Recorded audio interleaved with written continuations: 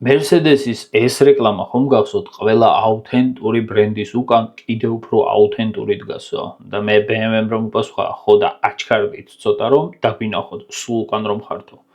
ხო და Mercedes-იც ეცადა აჩქერებას, მაგრამ რო არაფერი არ გამოვიდა, ეხლა გადაწყვიტა რომ BMW-ს ძრავები ჩააყენოს თავის ავტომობილებში. ეს რა თქმა უნდა ხუმრობით. სინამდვილეში კი ყველაზე მთავარი და მნიშვნელოვანი მიზეზი ალბათ Euro 7 გამონაბოლქვის ნორმებია, რომელიც 2026 წლის ბოლოდან შევაძალაში და 2027 წელს ყველა მწარმოებელი იქნება ვალდებული, რომ ეს ნორმები დაიცვას.